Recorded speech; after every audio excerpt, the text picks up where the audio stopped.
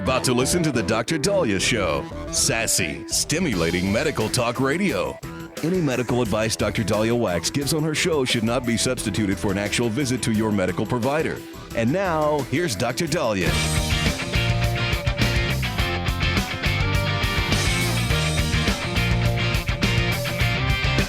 All right. We are back on the Dr. Dahlia Show. Thank you all for tuning in. 1-877 Dr. Dahlia, 1-877 DOCDALI. All right. So I want to start with this. So many of you have seen this annoying. Everybody's been like posting pictures of them and candy canes, and I apologize, my hair's a mess, which is actually a part of what I'm going to be talking about here. People on social media have like these candy cane pictures and these Christmas pictures.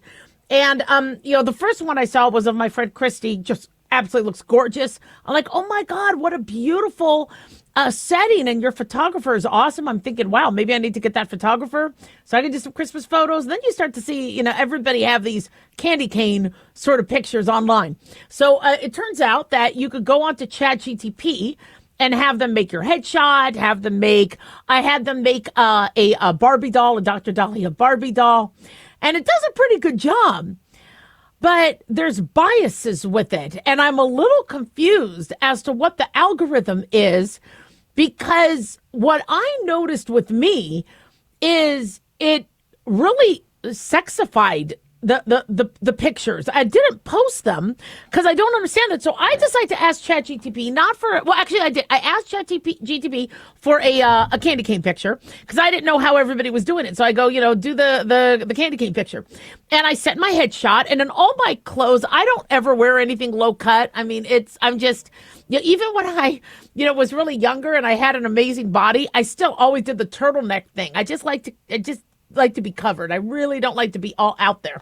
Also, with the double D's, it's hard enough to already keep them. I mean, I gotta duct tape the suckers, but that's besides another subject for a different day. And so, it just put candy canes around my picture, and it kind of made it look kind of cutesy. And I was like, well, I don't know if you know, I'm the type of broad that I'm really not about the cute. And so I thought, okay, well, that's odd. So then I'm like, well, make me just a holiday picture. Well, it puts me in a dress that's low cut where you could kind of see cleavage. And I'm like, but that's not me, and that's not my cleavage. I know that's not mine because, one, it's above the waist.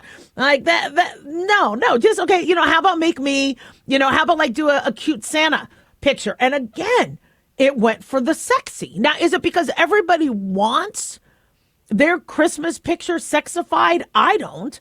I just wanted to see what a holiday picture would be. And so every time I would ask it to do a picture of me, it was low cut, and you could see, part of the boobies. And so finally I'm like, you know what? If you're putting me in a dress, can you make it a high cut dress that goes up to the neck? And then I finally started to get pictures with the neck. And then I'm thinking to myself, you know what? One thing they won't do is a sexy Santa. I'll get a cute picture if I just say, make me Santa. So, or make me like a Santa picture of me riding a sleigh. Well, you know what they do? And I think this is pretty, vengeful. But what ChatGTP did is it gave me a big ass. I mean, so it's like it almost doesn't want me to use the pictures. And so, one, it shows, no way.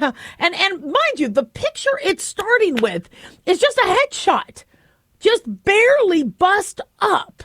How do they know how big my ass is? I mean, unless it's all over the internet, I don't know. And I get Santa is chubby, but the angles at which they angled me, all you could see is ass. And I'm like, come on, man. Really? So finally, I got it to do. I'm like, okay, you know what? Because then you max out. So I had to start them the next day because apparently you max out unless you pay. And I'm not going to be paying for this. The last thing I want to do is pay for a picture of cleavage that I don't, that doesn't look like mine. In fact, I think mine even looks better than the picture. I was like, what are you doing? And I don't need to pay for a picture with a big ass. I can look in the mirror for that. That's fine. So finally, when I did it again, I had to put all these prompts to sexify and de-ass the picture. And then it decides to put hot red lipstick on me. Now I didn't ask for them to do a makeover. In fact, you actually, if you do this, you tell ChatGPT, don't change my face. And I said on there, don't change my face. But most notably, they gave me red hot lipstick. And I understand.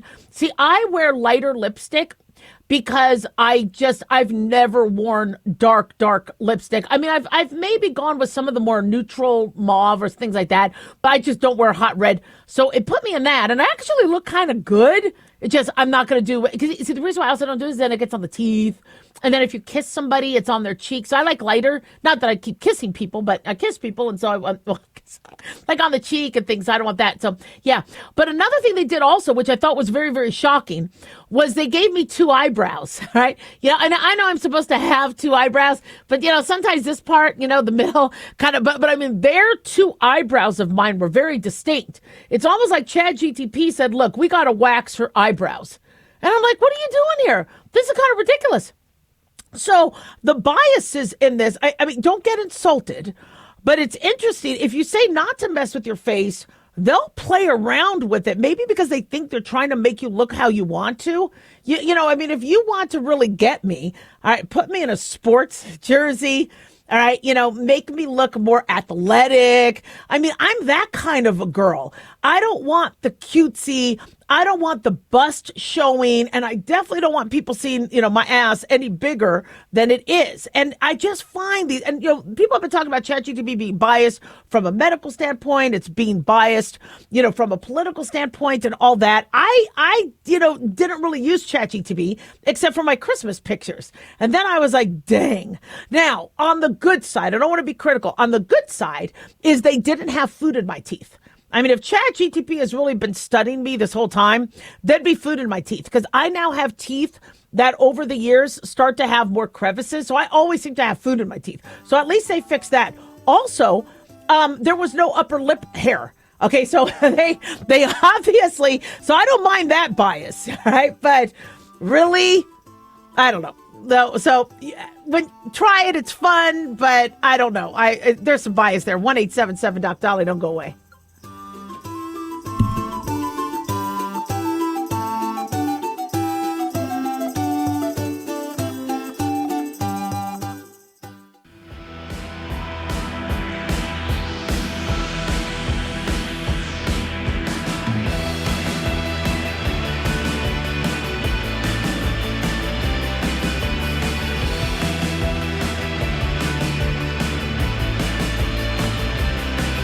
All right, we are back on Dr. Dolly Show. Thank you all for tuning in. 1-877-Doc-Dolly, 1-877-DOCDALI. Big thanks to Talk Media Network for making the show happen. Big thanks to Daniel, our producer, and big thanks to you all for tuning in. We really do appreciate it. Don't forget to follow us on Twitter or X at Dr. Dahlia, Facebook at Dr. Dahlia Show, and on YouTube, click like and subscribe. So I know there's a lot going on, so much politics, and so I hope you guys don't mind that I'm not talking a lot about that on this show today. Part of the reason is it's my anniversary. It's our anniversary day. Corey and I have been married, 29 years. I had to do the math because we were born, we weren't born. I've been telling people I was born then, but we got married December 22nd, 1996. Gosh, I can't believe that. And yeah, so the songs at the wedding was Macarena. Okay, and so we did that. And then Hakuna Matata. Hakuna Matata, we had that playing. I sung A Whole New World with my brother at the wedding, and I don't know why we sung that. Probably because Aladdin was big at the time. So it's interesting how music brings up memories. I love, telling patients to listen to music and to listen to music around. If you're having trouble remembering a decade or remembering a time of your life, go back to some of the music. Go back to the top 10. Top 40 or whatever, because it's amazing how that brings back memories. And so, but that's for a different conversation for a different time. What I want to talk about is how the hell do you make it through 29 years of marriage? I mean, especially with somebody like me. I mean, I am not easy. I mean, I feel like I'm easy from a marriage standpoint. I don't feel like I'm easy as a radio host. I mean, poor Daniel. I think Daniel and we have our radio anniversary now. I think we're going into year 13 or year 14. I don't know how he does it. I mean, if I was Daniel, I'd be having to medicate. But with marriage, I think, I figured out how to do it where I could make it, kind of easy. And so I want to kind of just, a lot of us, we struggle with relationships. And I think we struggle because we fall for the wrong person, or we think that other person is going to change, or we rush into something, or we, have a set of rules. And that's the way it's supposed to be. And you don't realize that, other things can, be okay, and other things could be true. And so, Corey and I had a very rough start. I mean, this 29 years have been fantastic, but our first year of marriage and our engagement was almost a disaster. And the reason why is there was that learning curve. And, as I've said before, it was, sadly, it was the family. I love his family, love my family, but it was, you two shouldn't get married. We're intervening, we're doing an intervention, and I mean, it was rough. And the reason why is the families felt that we were not going to do what they wanted. And so I had to keep telling my husband, look, you and I are now the nucleus. I understand we got your family, we got my family, but it's not that I'm becoming a part of your family or you're becoming a part of mine. It's you and I are making our own family. We're still going to be a part of that whole thing. And now it's a joint family, but we're going to come up with our own traditions. We're going to come up with what we need. And rather than us being a pseudopod or an extension or a finger of one whole family, we're going to be, we're going to become the nucleus. And then we're going to incorporate the other family, et cetera. And it took a while. And I had asked my husband, can we go to counseling before we get married? So we learn how to fight. So we learn, more about each other. So we learn because we were just, I mean, it was, and it's not that he and I were fighting. It was everything was fine. And then there would be pressure from the family. And then I would get a call, from him when I was working, saying, well, we got to do this differently. And we got to do this and we got to do this. And I'm like, who told you what? I'm at the hospital. Why do we have to do that? And then he didn't want to go to a counselor, but luckily we went to his rabbi. And, I thought, well, this was going to be biased because, the rabbi is going to, obviously take his side. The rabbi knows that side of the family, whatever. All I want is X, Y, and Z, just let's compromise. Let's, try to avoid the fights. The less contact, the less fights, the more we could, whatever. And the rabbi ends up saying, look, Corey, Dahlia's not wrong. And I know people are like, yeah, see, Dahlia's going to say, oh, yeah, I told you so, I told you so. No, this isn't about that. There was such a learning curve. And when I look back at that moment, because Corey could have dumped me. Corey could have said, you know what, this isn't working. My family's not happy. It's just not working. And, I'm just trying to get into residency. I'm just trying to finish medical school, finish my boards, put a wedding together. I mean, it was, and when I get stressed, I don't yell or fight. I'm like, look, let me just do what I need to do. Whatever, I communicate what I need to communicate, but I was like, so it's not like we were fighting or yelling. And if it wasn't for the rabbi saying, she's not wrong. And he's like, but I thought this, because his frame of reference was from one side. And when it took an outside, and I love clergy, having clergy come in. And even though I was afraid that, I was basically going to be gained up on, when the clergy was like, no, she's not wrong. I mean, you guys need your own time together. You need X, Y, and Z. It changed. And so, when I look back at how, and then it was my first year residency, so I didn't get to see him. I was working 36-hour shifts. And then when I came home, I was asleep. I would come home on call, and I worked, with my co-resident where, we worked it out where I could still see him. And sometimes he came to the call room and all that. But I don't even remember my first year of residency because I was always, or my first year of marriage because I was asleep. I remember the medicine. Don't worry. I remember what I learned. But I hardly, remember our first year of marriage. And the first year of marriage is supposed to be the best. So Cora and I started off, I never thought we were going to make it past that because we didn't get to do the whole, well, let's go travel. Well, we had no money. I mean, we had student loans. We had to move because in residency, in medical school, you get told in May where you need to be by June because your residency starts July 1. So I didn't know where I was going to move. I didn't know, and not to mention you had all the other pressures going on from this both sides of the family, and I didn't think we were going to make it, and we did. And some of the conversations and some of the things I credit is one is once he realized that I'm not wrong and I'm not crazy like some people were telling him, he was like, okay, wait a second, let me maybe you do have some valid points of view. I don't like saying I told you so, but the reason why couples say that is because they don't want to be not listened to. They don't want to be ignored. And they bring up you see how I was right? Because, if I was right that one time, I could be right now. And I learned how to do that without being annoying and nagging, and I would say, look, I understand that, I'm not right, all the time. I'm wrong about a lot of things, but this is something that, this is where my argument is being supported, and you could take with it what you will, but this is why I feel this way. And then he does his own research and he's like, oh, you're right. Good. Have I been wrong about some things? I have. I could maybe count on the palm of my hand how many fingers, how many times I'm wrong, but for the most part, and the reason why is I won't make the fight. I won't put my foot down unless I know. I don't do things on emotion. One thing that me and my husband, I taught him to do is let's just do a timeout. If we start to notice that we're starting to get grumpy about something, let's just take a timeout. Don't bring emotion into this because the arguments are going to be stupid. I might throw little BBs, little whatever, but, he'll start throwing nuclear bombs verbally, and I'm like, we don't even have to go there. Save your artillery, save your weapons. This is how I do it. If you notice, I have a whole silo. Right? I'll just throw out the little BBs, in terms of words. Why? Because I need to do the slam dunk at the end. And so I actually taught him how to fight. And so he now, if there's something that's bothering him, although now we almost agree on everything because we kind of have learned, 29 years, it took that long. But, communication is key. Getting an outside opinion, getting help. And it's really, really hard when somebody doesn't want to go to counseling or somebody doesn't want to hear an outside opinion. But when you get that outside opinion, it's like, oh, okay. And so you're not wrong. And so sometimes that outside opinion really, really helps. And I know how to get that outside opinion. I don't manipulate it. I'll just throw out the question, go, hey guys, what do you guys do in this situation? Oh, well, we do this, this, this. Oh, okay. Well, that's a good idea. All right. Oh, okay. So I guess that is something that's done. You're not pulling that out of your retroperitoneum, Dahlia. No, I'm not pulling it out of my retroperitoneum.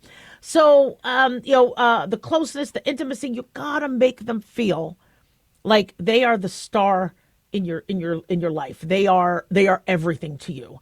And we forget to tell each other that we, in general, we forget to tell our partner that we love them, that I have to do that with the pets. One of my cats was really mad because I gave her a bath, and I'm like, look, I love you. I love you so much. And she looked at me. She's like, really? I go, yeah, I just had to clean your tushy because it stink. And and so sometimes, you just need to take that moment. You think everybody knows. You think, even the dogs know I love them. But when I stop and go, I love you, and I just give them, those few moments, they cherish it. And I'm like, really? You don't feel loved enough? And so you want to make sure you do that. Cora and I are going to go out. We're going to, do our anniversary thing. We're going to be celebrating all week in between that and Christmas and stuff. But don't be selfish. Understand that they have perspective. Find out why they're concerned. Sometimes they're fighting about something that's not literally what it is, but something a little bit more indirect. And if you can get to the root of that, you're going to be fine. 29 years of marriage. And hopefully we'll have another 29. 1-877-DOC-DOLLY. Don't go away.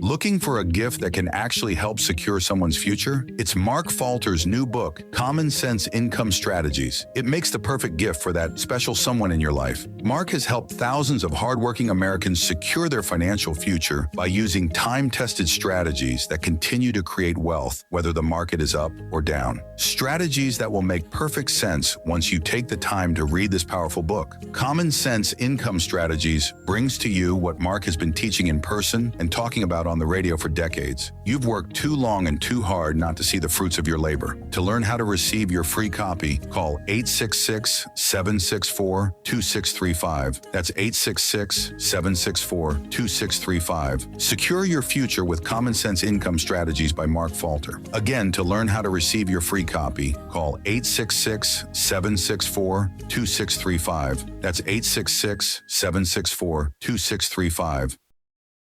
Dr. Dahlia here. Are you tired, burned out, gaining weight, succumbing to the daily pressures of life? Well, how's your dopamine doing? How you feel right now, how you'll feel an hour from now, and how you'll feel next week is completely reliant on your dopamine.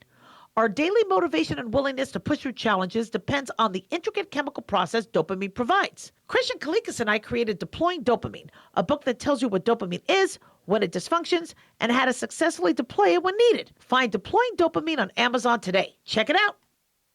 Carl Amari here to tell you about our newest website for old-time radio lovers. It's 100radioshows.com. At this site, there are 5 old-time radio shows waiting for you to download free as our gift to you, and be sure to browse the additional 700 old-time radio shows available to you for 70% off by using the promo code RADIO at checkout. This is a limited-time offer, so log on to 100radioshows.com. That's 100radioshows.com. Have you ever thought you'd like to buy and sell houses but didn't know how or where to get the money? My name is Ron LeGrand, and over the past 40 years, I've bought over 3,000 houses without using my money or credit and taught thousands to do the same. Today, even in a virtual environment, we buy nice houses in nice neighborhoods using no banks, realtors, contractors, or other costly entanglements, and build huge cash flow and wealth without the hassle of tenants, all without credit and little or no money. You don't need a license or experience, and I'll show you exactly how it's done. Text FREE to 99799, and I'll send you my free training. I promise you I'll change the way you think about real estate and open the door to a new lifestyle that doesn't involve risk or rehabs and can quickly replace your current income. Text FREE to 99799, and let me show you how to take your life back and build cash flow and wealth from your home. That's FREE to 99799. Again, FREE to 99799.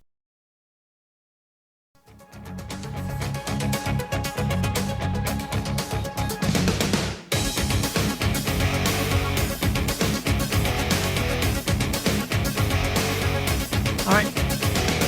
We are back on the Dr. Dahlia Show. Thank you all for tuning in. 1-877-Doc-Dali, 1-877-DOC-DALI. So the mess that Biden put us in terms of the border, has America now in a situation that other countries aren't in. You know, people say, God, Dahlia, but you don't see Canada, you don't see Japan and these other countries doing, immigration raids. And I go, because they do a secure border. They didn't let millions of people in that could have been criminals, etc. And, their rule, you will be deported in these other countries. If you look at their immigration laws, if you falsified your documents, if you came over the border illegally, if you didn't go through the proper process, they could deport you for any reason. So they do deport. It just, they don't have to fix a situation where Biden let millions in. We just watched it happen. We were just watching videos. Well, one thing that the government had done, the Trump administration, is offer people to self-deport. Give them $1,000, give them a free flight back to their home country, and if they did self-deport, they would get to then go back in line to try to become an immigrant again. But if they don't, and they came here illegally, and they don't try to go through the legal process, they will not be able to try again. So if you take a cut in line, if you take cuts, let's say you're at the DMV, or let's say you're at a doctor's office or something, I don't know, you take cuts in line, and the front desk says, hey, you need to go into this line, you need to go to the back of the line, get in line, not in the back line, just get into line, but, at the back, don't just take cuts. And if you go through the line properly, we're going to help you. But what happens if somebody's up there in the counter saying, well, no, I'm just going to sit here and be in front? Well, then security escorts them. And now they don't get to go in line. I mean, this isn't that unique and foreign a concept. Well, one thing that the Trump administration is now doing is increasing the incentive during the holidays. So the DHS, Department of Homeland Security, is now offering a $3,000 holiday stipend through the end of the year via the Customs Border Patrol Home app for illegal aliens to leave. They say those in the U.S. illegally will receive $3,000 stipend and a free flight home if they sign up to self-deport through the Home app. And so the people who self-deport will get $3,000 in addition to a free flight home, they say. And it also, the app qualifies recipients for forgiveness of any civil fines or penalties for failing to deport the country. Now, according to Kristi Noem, Homeland Security Secretary, she says since January 2025, 1.9 million illegal aliens have voluntarily self-deported and tens of thousands have used the CBP Home program. During the Christmas season, the U.S. taxpayer is so generously tripling the incentive to leave voluntarily for those in this country illegally, offering a $3,000 exit bonus, but just until the end of the year. Illegal aliens should take advantage of this gift and self-deport, because if they don't, we will find them, we will arrest them, and they will never return. So the Homeland Security says self-deportation through the app is the best gift an illegal alien can give themselves and their families this holiday season. It's fast, free, easy process. Download the app, fill out your information, and they say DHS will take care of the rest, including arranging and paying for your travel back home. They said those illegal aliens who don't take advantage of the special offer today have only one alternative. They will be arrested, deported, and will never be able to return to the United States. So, it's interesting. I talk to people about, you have individuals who are in huge support that we have the border support, the border controlled, or the border secure, and that we have been deporting illegal criminals. But what about the illegal aliens who don't have a criminal history? Do they stay or do they go? Well, in any other country, they go. Now, in America, it's been tricky. And you even have conservatives and GOP saying, well, I mean, they got here through Biden, so do we give them a mulligan? But then other, individuals, whether they're conservative or not, they look at it and said, well, look, what about the hospitals? What about the services? What about if we had, the reason why we're addressing this is we don't have enough services. We don't have enough hospital beds. We don't have people paying their medical bills. And if these individuals really, really need the government to take care of them, we need their home government to take care of them. We could only do so much.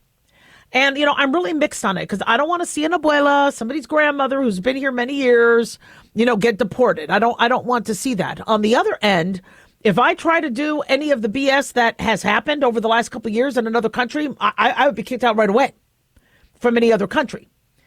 And so why should America be different? Why should America, say, you know what, just use, whatever resources you can, we'll just make it work. It's not sustainable. And it was really interesting because, some people say, what was the big watershed moment that got Trump elected? Was it that he was shot at? Was it, all the BS, all the court cases against him? Was it, I heard from moms, it was the formula issue. Is that crazy? When I believe it was the Michigan Abbott facility was closed temporarily because they were concerned about Chronobacter Nakazaki and salmonella and I guess bacteria in the formula, which apparently when the inspection happened, they say that it wasn't found at their facility. But when their facility was shuttered, who was the main formula maker, formula was, started to become scarce. And moms who weren't breastfeeding, really got scared. And when was it Catherine Kamak or the Representative Kamak saw that there was a bunch of formula at the border, for babies coming in. And mind you, I want all babies fed. I don't care if the baby's legal or illegal. Now you have, though, a lot of people going, wait a second here, okay? We are, we have scarce supplies in some realms. And, we can't help others until we help ourselves. And it also prompted a lot of women to start breastfeeding. More and more women are breastfeeding now again because they want to make sure they can feed their baby in case we have another mess up like we did with the whole, formula issue. And so, incentivizing people to self-deport is, I think, a nice way. I think it's expensive. It stinks that the taxpayer has to pay for that, but it's because, Biden just let them in. But, I do believe that there were wolves in sheep's clothing. I believe there were innocent people just trying to leave their country, try to find safety. And you had individuals and criminals come along with them and take advantage and set up shop here. But, it's I think bipartisanly, people agree. I mean, the moderates, on all sides agree criminals have to be deported. In terms of people that snuck through, they should be deported also. But what do you do if they've been here for a while? They have anchor babies. They had kids here. I know the birthright citizenship issue is going to be brought up to the Supreme Court. It was originally intended for slaves and children of slaves who were abducted here, forced into slavery, and then became freed after the Emancipation Proclamation and the Civil War. And so they made the amendment to ensure that those individuals all got American citizenship. Well, now it's people coming across the border having a baby. Now the baby is an American citizen. It's because the baby's yours. Now you're American citizens. Not a problem when you don't, when you have a lot of room and have a lot of facilities and have a lot of money where everybody could, be taken care of. But it's a problem when you don't. And, early immigration rules, you had to go through a very thorough medical exam on Ellis Island and LA. And I mean, you're through the immigration, you had a very thorough medical exam. And America had to ensure that you had somebody who was going to sponsor you. You either had a job or you had somebody with money that was going to pay for you because the government couldn't pay for you. And now things are different. And so, I'm torn because I don't want to see somebody who, is trying to be productive, but when you have a legal process and you have individuals in that legal line, they need to get first priority. You cannot prioritize people who took cuts. And it's not fair. And then who would be in that line? I bring up the freeway analogy. I'm sitting here in the right lane and there's like a shoulder or there's the exit ramp and people are driving on the exit ramp so they could take cuts. And I'm just sitting there in the right lane, not moving anywhere. So what do? I do it too, so I can move ahead. And sadly, that's what's been happening. So we need to improve our legal immigration process. But paying people to self-deport, I like that idea. 1-877 Doc Dolly, don't go away.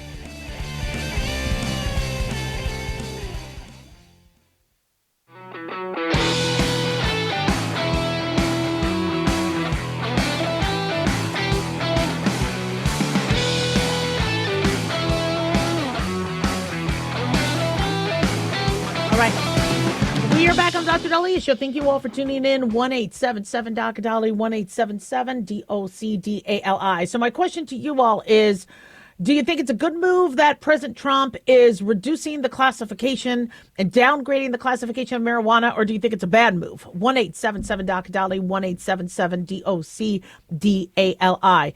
So, people always ask, what's the difference between these classifications? You got these controlled substance classifications where you got 1, 2, 3, 4, 5.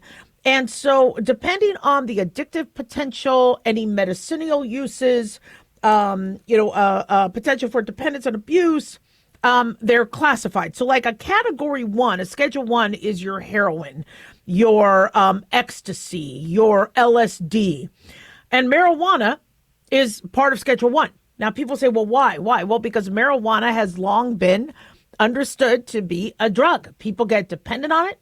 There is room for abuse. There could be some huge medical complications. That's another thing that I also include in that. Are there medical complications? Psychosis, severe vomiting, impairment, and so, but does it have to be a 1? You have, category 2. Category 2 also has high potential for abuse, also can have psychological or physical dependence. But it starts to, the Schedule 2 acknowledges that there could be medicinal uses for it.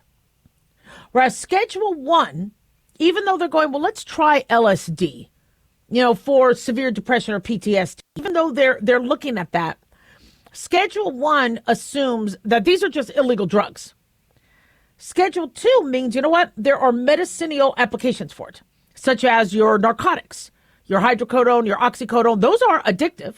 They could cause severe dependence, absolutely. But there's medicinal uses for them.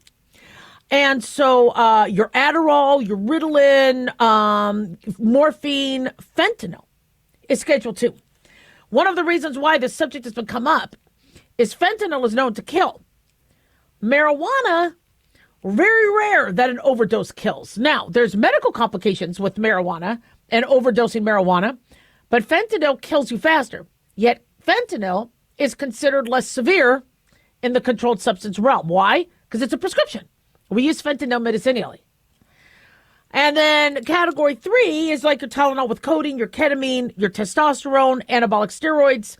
So it's not as severe. Schedule 3 is not as severe as a 1 or 2. There is still room for abuse. There is still moderate to low physical dependence or psychological dependence. But Tylenol with codeine can still be a gateway drug. Codeine can be. There could be side effects with ketamine. But it's, these medications are used more medicinally. And this is the category that Trump wants marijuana in, which a lot of people have been suggesting that it get moved to a Schedule 3. Schedule 4 has your Xanax, your Valium, Ambien, and Tramadol. Now, this is kind of interesting because they say Schedule 4, a little less addictive, a little less psychologically dependent. The problem with that is they're very addictive. Xanax, people are so addicted to Xanax, and when they stop taking it, they could seize and die. So, I think Xanax and them should actually be a higher category, but it's under 4. And then 5 is like your cough preparations with codeine, your Lamodal for diarrhea, Lyrica, less physical and psychological dependence, but it's still technically something that you can't get necessarily over the counter. So with marijuana, I actually am on the side of, yes, Trump downgrading it to a 3. And I know a lot of people are shocked that I feel that way, but because I really do believe that there's some medicinal applications that need to be studied, having it in the same category as heroin and LSD really limits what we could do with research. This is why I voted to legalize it in Nevada, because I wanted us to be able to study it. Also, it is getting so gosh darn hard to get narcotics and pain medication for patients who have pain. I'm seeing people with broken arms being told to just take Motrin, and they're taking so much Motrin that they're frying their liver and their kidneys and all that. Not that I want them to take a lot of narcotics, though we have a lot of people in pain and not having access to pain medication or their doctor with Obamacare. At least they could maybe, mitigate their pain if there's a medicinal application with marijuana. Not all marijuana strains help with pain, but if it's doctor supervised, I support that. And I also want the police, not being burdened with paperwork and all sorts of BS because of marijuana. The declassification can help the cops. Now, why is it bad? Why are people against it? Well, because they don't want kids smoking pot, and I don't blame them. The legalization of pot has now made pot so ubiquitous that kids are smoking more than drinking. And we have, everybody and their mother seems to be on it these days. And I don't want kids having access to it. I don't. But the legalization process is already happening in these other states. Trump downgrading it doesn't make much of a difference in Nevada. You'll still smell it on the strip. You'll still whatever because it's legal here. So the classification of it is important from a federal standpoint, but when most local jurisdictions have it and people are smoking and vaping it and et cetera, can there still be rules that you're not supposed to smoke it in certain places and private places or certain public places? Yes, those rules could still apply and states will still have that ability. And a category 3 still means you need it with a prescription. You can't just get it, over the counter, even though people are getting their own marijuana. So even if it's downgraded from a medicinal standpoint, it doesn't mean it's over the counter.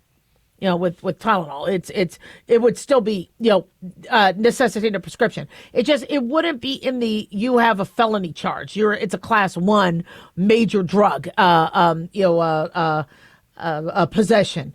So, but I'd like to hear about how what you think. 1-877-DOC-DALI, 1-877-DOC-DALI. If we have an issue of everybody smoking it and the place stinking of it and kids having access to it, we could address that, and we need to address that. All right. The federal level of the reclassification won't necessarily fix that. Making marijuana a 1 to a 3 does not necessarily mean everybody's going to smoke it more in Nevada. It's legal here. It's now, will it be cheaper? Now that's something, because the federal restrictions, limit taxes and credit card use and things like that. It will make the commerce of it easier. And that could then, in a way, allow more people access. But I'm telling you right now, anybody who wants it is already accessing it. I mean, they're getting older brother to get it. It blows my mind how many patients are already using it.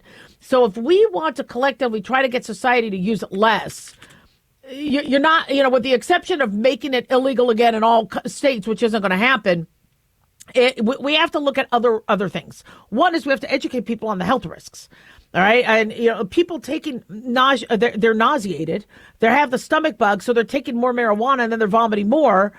We need to teach them, look, guys, this is probably, contributing to the nausea. This might not be just a stomach bug. When somebody has a psychosis, they go into a complete psychosis, like that girl that stabbed her boyfriend.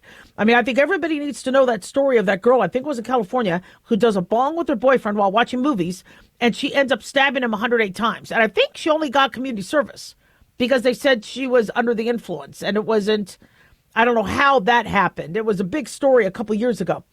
If you know that you could be on a date and you could be doing a bong and somebody who you really don't know their mental health could go into psychosis, you might want to rethink doing marijuana. So it might just take massive education, massive trial and error, very strict driving laws. Because I'm smelling marijuana on the 215. It's a highway in southern Nevada that is out in the open desert. It's not like you have buildings that's causing condensed air. It is out in the desert, the wide loop, and I'm smelling marijuana coming into my car from another car, which suggests there's some potency. That's a lot of marijuana in that other car. So we got to do something, but it's going to be hard. It's not going to be easy. Like, we have to fight drunk driving. But in terms of the reclassification, I do support that. 1-877-Doc-Dolly. Don't go away.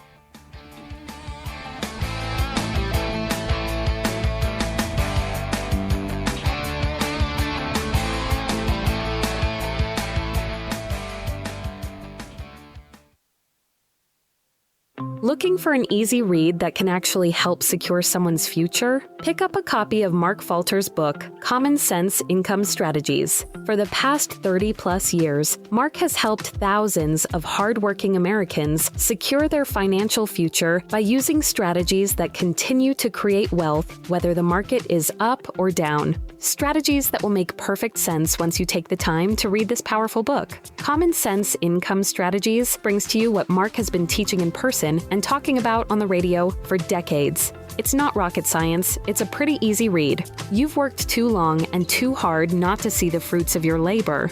Common Sense Income Strategies is available now on Amazon or by calling 866-764-2635. That's 866-764-2635. Common Sense Income Strategies by Financial Fitness Show host Mark Falter. Secure your financial future today.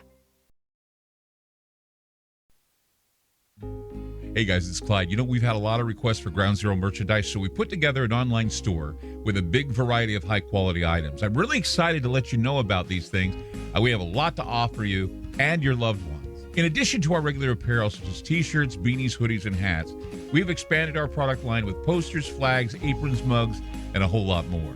We also have Ground Zero collectibles, along with a limited edition of items like a Clyde Lewis canvas portrait, a Ground Zero embroidered jacket that will certainly make for great gifts and for interesting conversations with family and friends.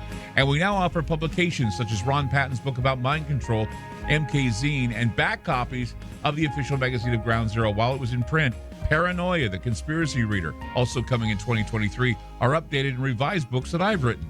There's a secure and easy-to-use shopping cart for your purchases. So shop today at our official store by going to groundzeromerch.com. Again, that's groundzeromerch.com.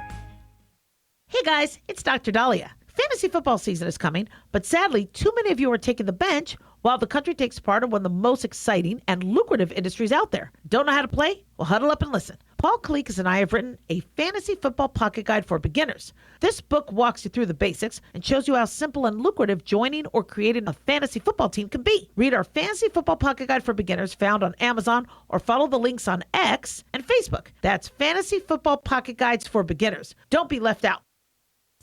Increase fuel economy up to 7.9% with Hot Shot Secret Gasoline Extreme, the solution to maximize your engine's performance and fuel economy. Whether you're driving a sports car or a daily commuter, Gasoline Extreme is specially formulated with PEA to deep clean. Don't settle for an average driving experience. Upgrade to Hot Shot Secret Gasoline Extreme and go further on each tank. Order now on Amazon or HotShotSecret.com. Hot Shot Secret, powered by science.